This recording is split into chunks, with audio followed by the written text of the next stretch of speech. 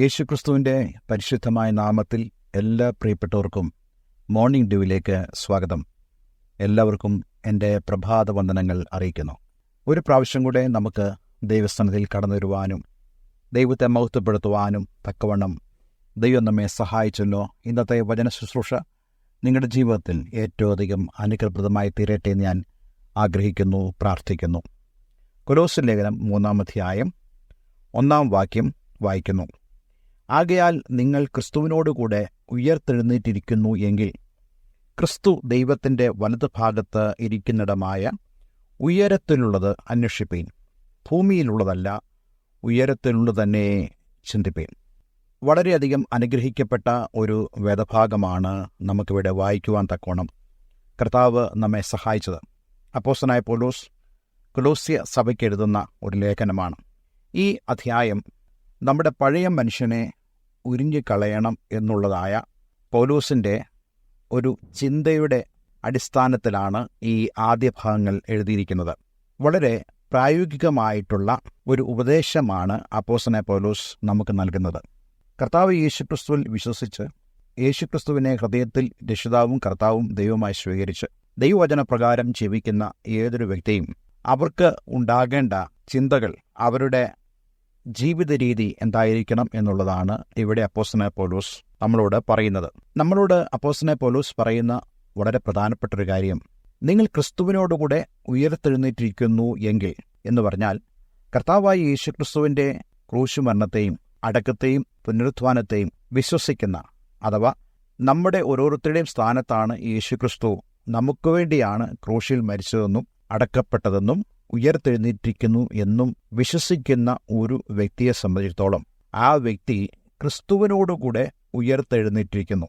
അപ്പോസ്തലൻ പൗലോസ് ഇത് സംബന്ധിച്ച് മറ്റു വേദഭാഗങ്ങളിൽ താൻ വ്യക്തമായി പറയുന്നുണ്ട്.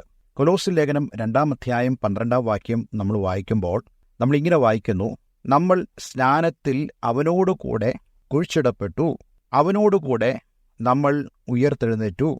അതുപോലെ നമ്മളിൽ വ്യാപരിക്കുന്ന വിശ്വാസത്താൽ നാം മരിച്ചവരുടെ ഇടയിൽ നിന്നും ഉയർത്തെഴുന്നേറ്റിരിക്കുന്നുവെന്ന് അപ്പോസ്തലനായ പൗലോസ് പറയുന്നുണ്ട്.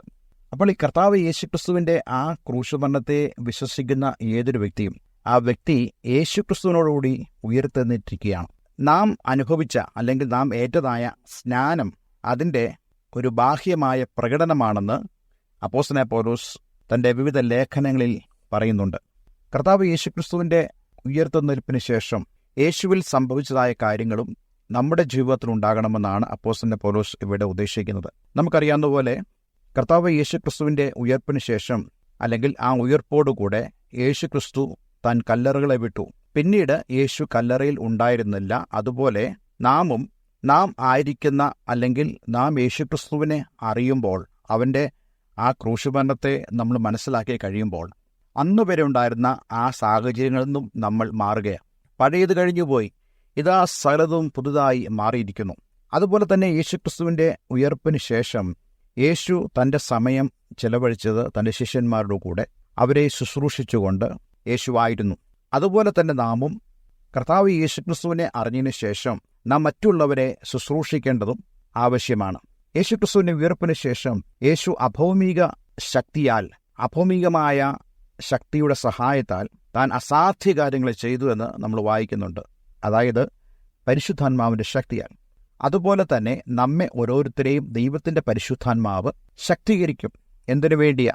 അനേകരുടെ മുമ്പാകെ സാക്ഷ്യമായി അസാധ്യ കാര്യങ്ങൾ ചെയ്യുവാൻ, അനേകരുടെ മുമ്പിൽ ദൈവത്തെ മഹത്വപ്പെടുത്തുവാൻ കഴിയേണ്ടതിനു വേണ്ടി പരിശുദ്ധാത്മാവ് നമ്മെ ബലപ്പെടുത്തും.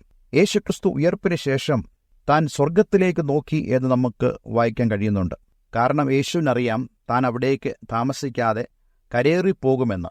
അതുപോലെ തന്നെ നാമും മനസ്സിലാക്കണം, നമ്മുടെ പൗരത്വം സ്വർഗത്തിലാണ്.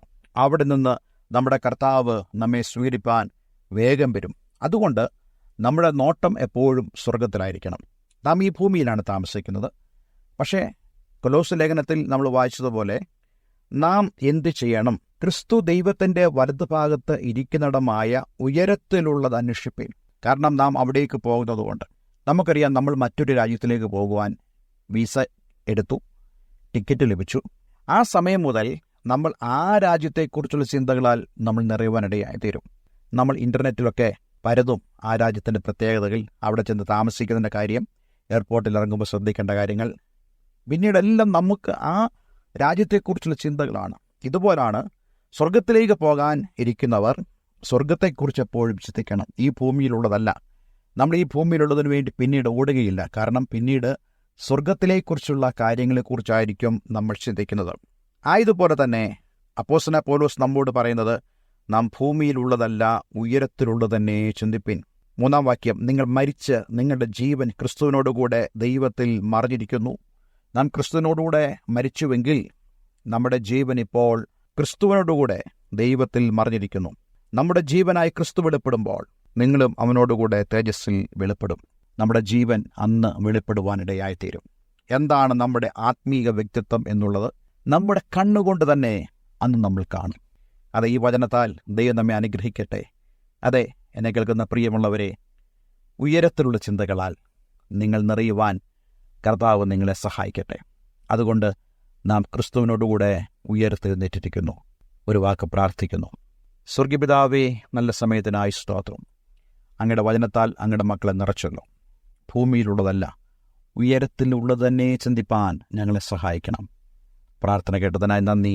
യേശുവിൻ നാമത്തിൽ തന്നെ. ആമേൻ, ആമേൻ. Have a nice day. God bless you all.